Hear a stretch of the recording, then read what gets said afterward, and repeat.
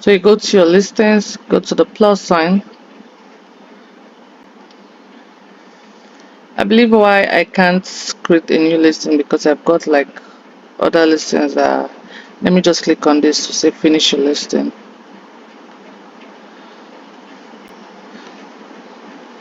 Let me go back. I was trying to, let me go to the beginning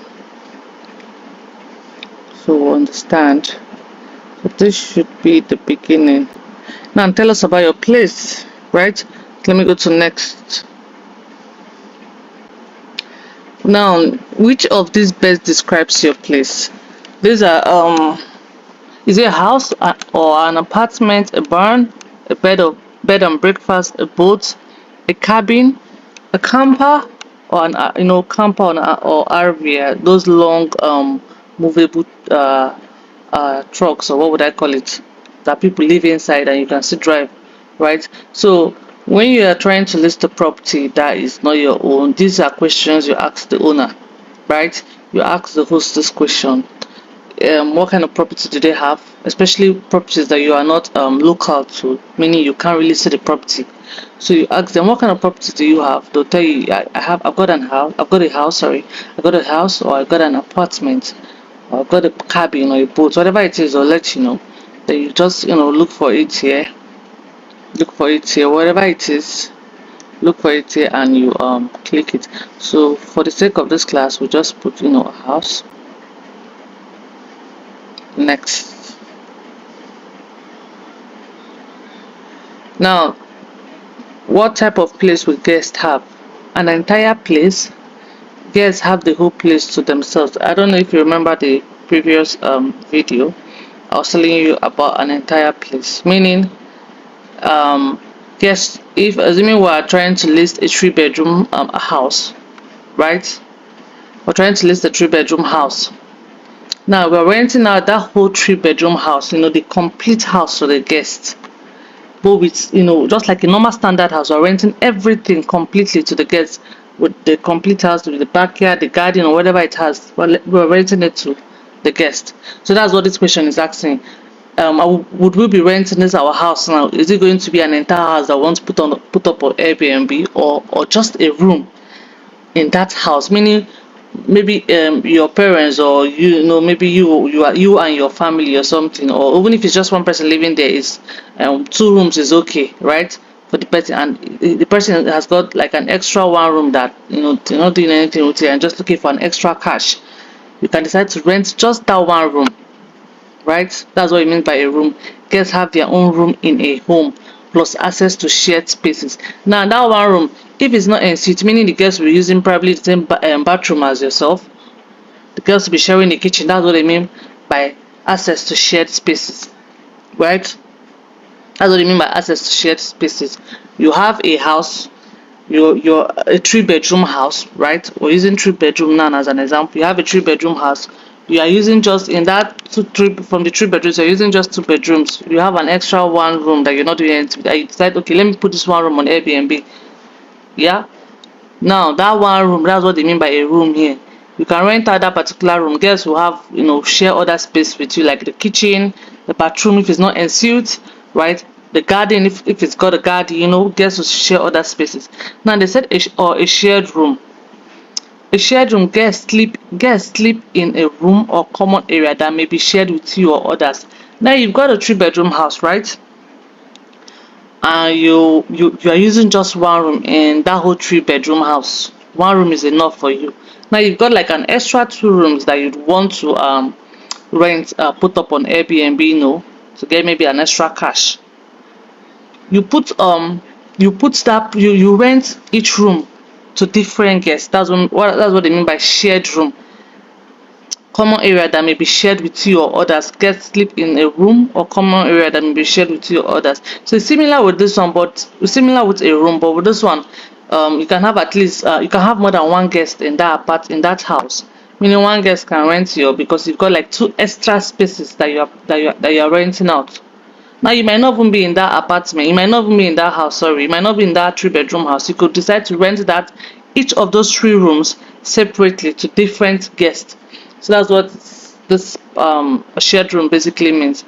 but let's go with an entire space, meaning we're renting the whole house to a guest. Next, city address. Lagos.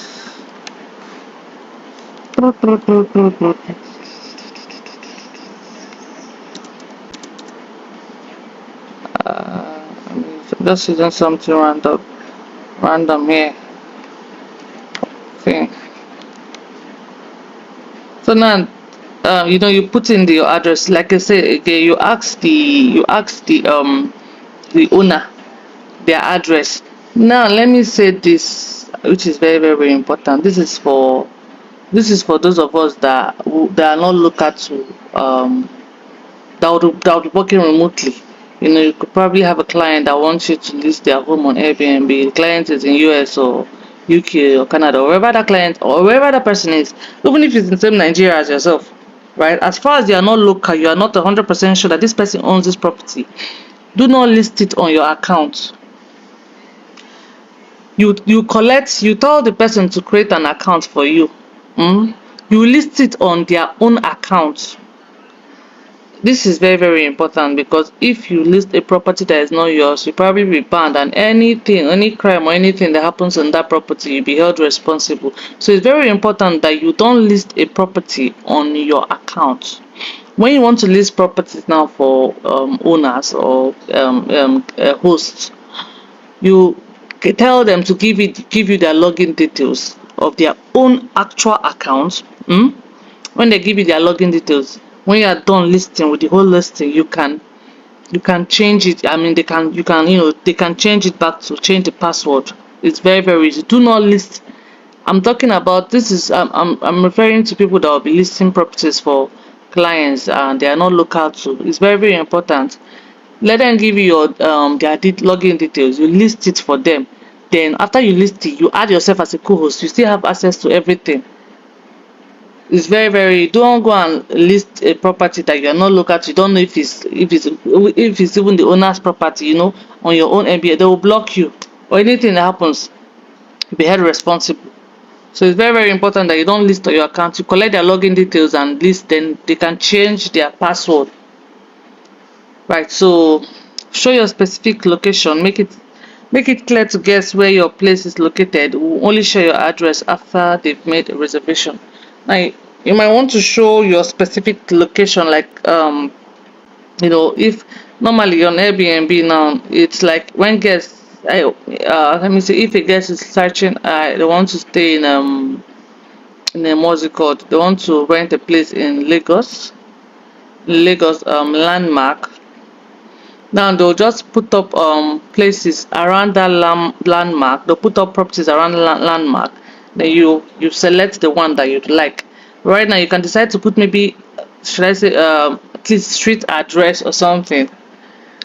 You can decide to, if you accept this, that's what I mean. It will probably show like something very almost specific. Like they say, they will not share your address until after they've made a reservation. So that's what this is. But I'm going to leave this as, I won't turn this on. Turn it off. I like it off. Turn it off. So let's go to next.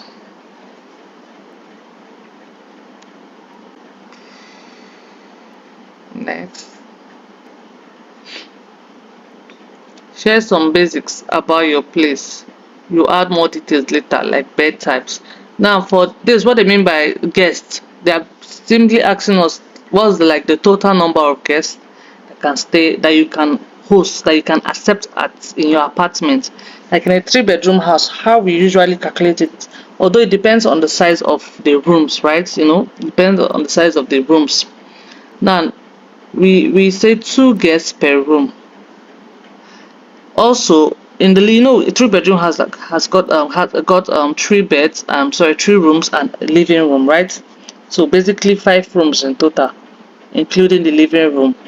So we say two guests per room. Now in the living room, most people get this sofa bed thing, sofa bed, sofa chairs or sofa that you could sit on and sit on into bed when you want to sleep at night. So that's what people use in their living room. So these are the things These are the things you tell your host when you're listing property. These are the questions you ask them, in case they don't have something like that, because it will make you have more make you entertain more guests, which is like bigger money, right? So these are the things you probably tip to them. And okay, have they got a sofa bed? No. Okay, they'll be needing one. For you explain how why they would need one, as probably, but if they don't want to, obviously it's their property, you can still leave it, right? So for this particular 3 bedroom house that we're listing here, so in the total number of guests to be 1 room, 2, 3 rooms, that's for, so I think 2, 4, 6, 8. Our maximum number of guests in this our 3 bedroom house will be 8 guests. How many bedrooms does our we were talking about? We said 3 bedroom, right? Sorry, 3 bedrooms. So how many beds does it have? I'm going to say 4 beds, because we've got 3 beds in 1 bed in each of the rooms, and an extra 1 bed, which is the sofa bed, right?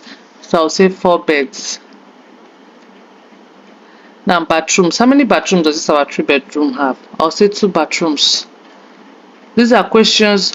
This 1.5 you're seeing here, 1.5. The 0.5 means, like in living rooms, they've got like small toilet like thing in most living rooms. Yeah, so that's the 0.5 here. So I'm actually going to say 2.5, meaning I've got 2 bathrooms, right, in my 3 bedroom house. Now I've got 2 bathroom and an extra toilet in the living room. I know most of you know what I'm talking about. Like in some living rooms, they got like like they call it visitors toilet, right, in the house. So those ones that used to be in the living room. So I'll leave my bathrooms at 2.5. So let's go to next.